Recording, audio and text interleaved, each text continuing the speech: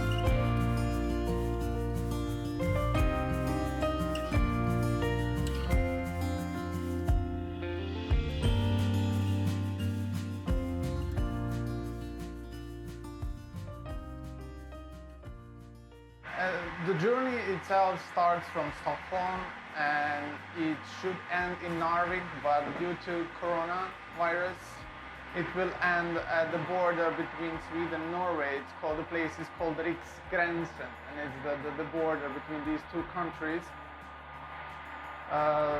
What's interesting is that this is one of the longest journeys, passenger journeys in the world.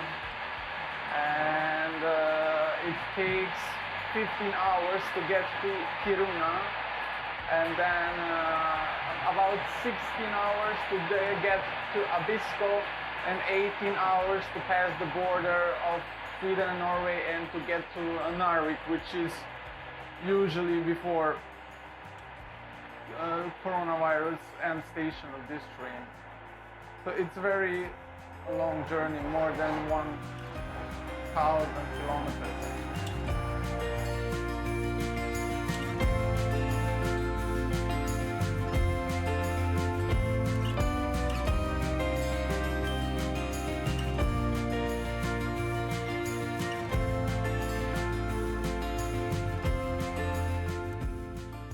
Few words about the train.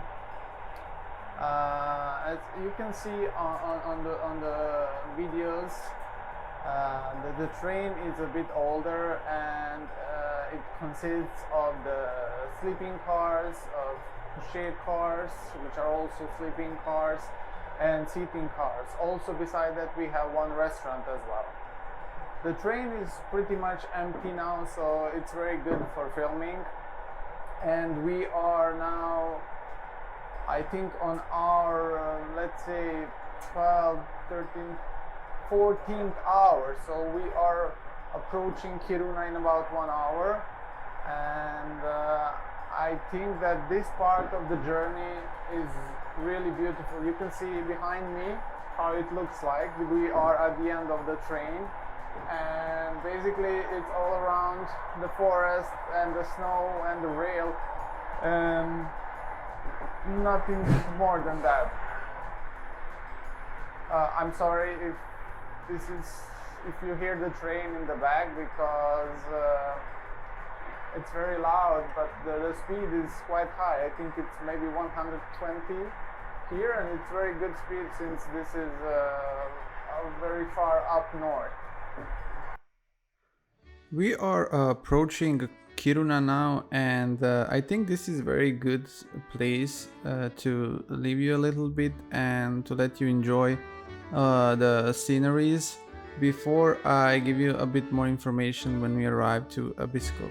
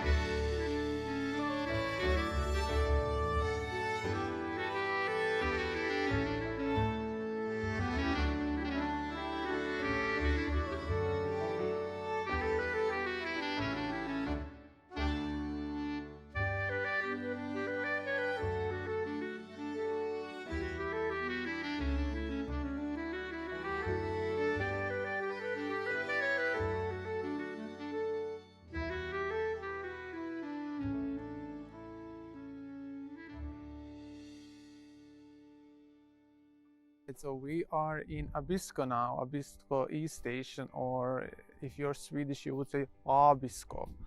And this is one of the two stations in Abisko. The next one is tourist station, and it's just 2 kilometers from here. But we jumped off here because the station is just behind. It looks very nice, so we wanted to make some nice photos and videos. Yeah, so our train went to other places, as you saw. So the next stop is actually Abisko tourist station. After that there is Björkliden, and Riksgränsen is the last station. So as I mentioned before, this train does not go to Narvik. Yes, Abisko, it's very popular place among tourists, especially for Nordic lights, aurora borealis spotting, basically everywhere. But also some other activities such as skiing, for example, walking on the lake as well, Torneträsk, what we will do later, then dog sledge as well, moose spotting, reindeer spotting if you're lucky. Yeah, all of that together. Also there are some tours with the helicopters to other places as well. So I just wanted to say that this is not our last stop.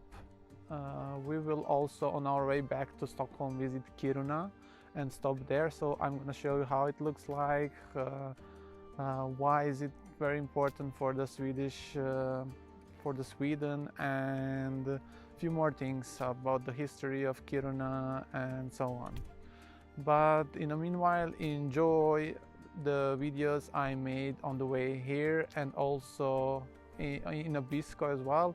And I'm gonna go now and walk on Torneträsk Lake, and then I'm gonna take probably some good walk and try to find some reindeer and moose, and then at the evening we'll have a dinner next to the fireplace, and I hope it's gonna be great. So see you soon.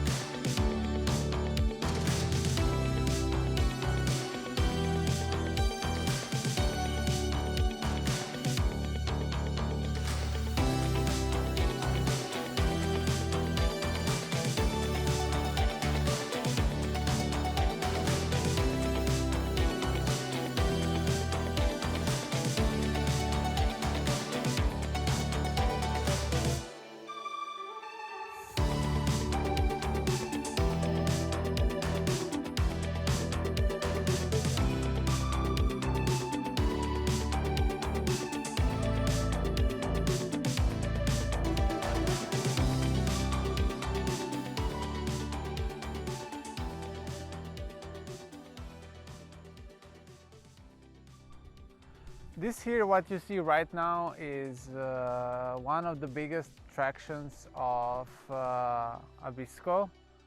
Not me, but behind me. This is the lake of Torneträsk and Torneträsk, sorry. And this is second biggest lake in Sweden. And one of the famous things to do here is to walk on the frozen lake. It's fun. It's not my thing, but it's just fun to experience it. But the thing that's most amazing to me about this place is actually this that you see right behind me. I think I'm showing well. It's called the Lapporten, or door of the Lapland. So basically, people think that these two mountains that you can see are actually the doors of Lapland and where the Lapland starts. And I really love it, like especially from the lake. If you just take a look, it's so amazing. Like now it's in the clouds, so it's not visible, or like the peaks are not visible, but it looks amazing. It looks like one big passage through them, and then you know, you're in Lapland.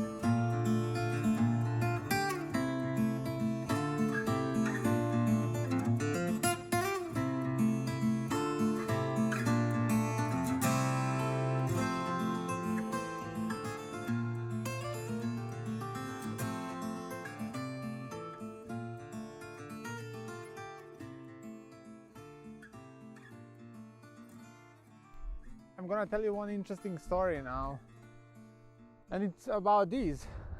Last time when we came to Abisko, it was last year, me and my girlfriend, we were walking around here, this area, and we spotted those, and we thought that this means danger.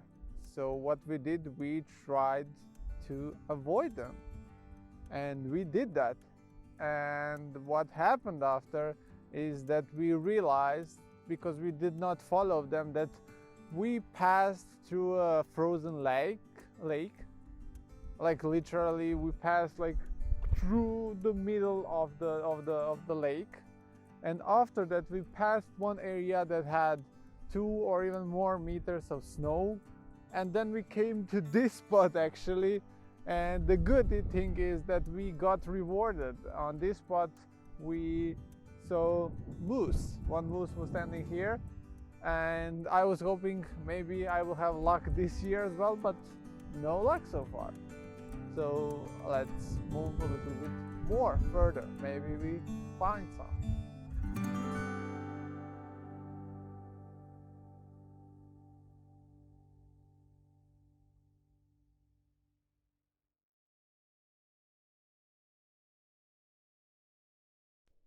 We are in Kiruna now, and it's extremely cold and extremely windy. Even if sun is shining, it's still very cold.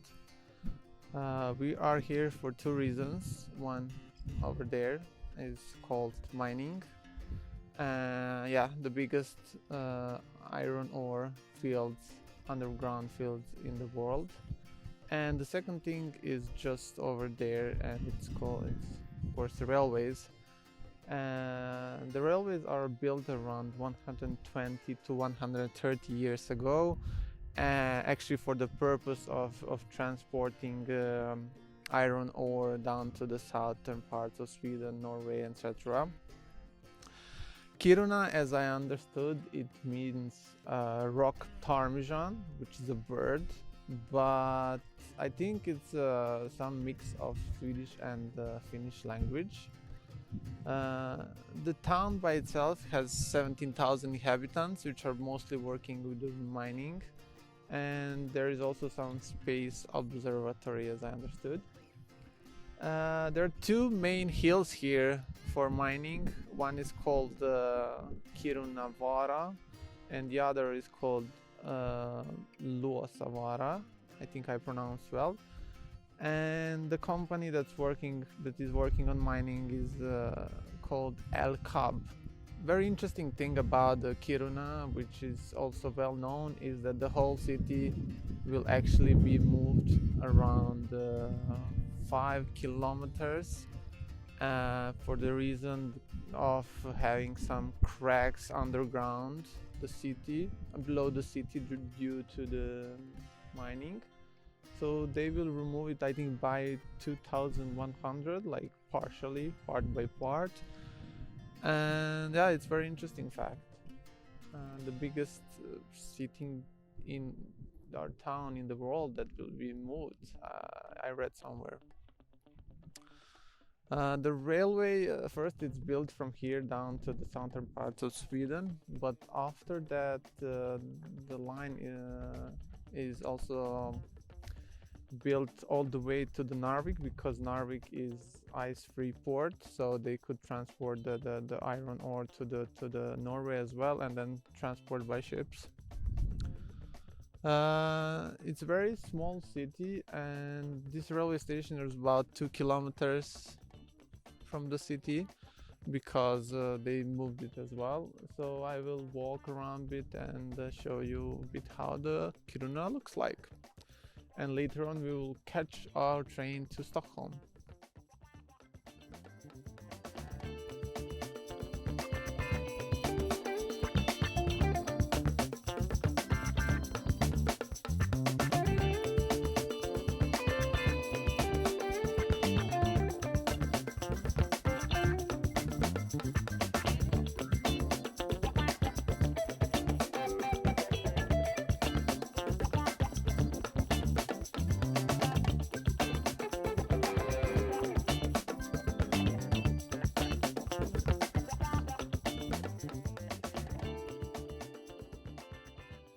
Also, you can see behind, I can turn the camera a little bit.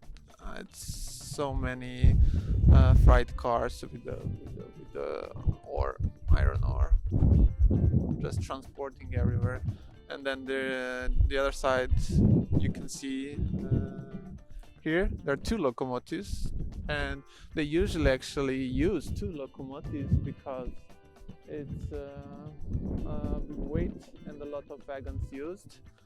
So they work like synchronically, or sometimes just only one, but sometimes they use both, maybe even 3, I'm not sure, but probably. And if I just turn the camera a little bit more, there, no, yeah, here, over there, it's a big it's a big lake called Luosajärvi or something like that. It's interesting.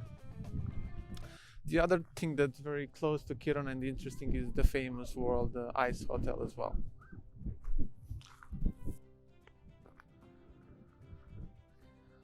At the end, I hope you enjoyed together with me on this journey, and I truly believe that I motivated you to come here and to experience this railway. This is one of the longest journeys in the world for the passenger railways, and it's in the Arctic Circle. It ends in the Arctic Circle, so I really hope that you are motivated and encouraged to come here, and I gave you one good overview, so just don't wait, come and visit it. And if you like my video, please subscribe, share it, and make comments below if you would like to have something different, or if you would like some other journeys and similar. Thank you very much.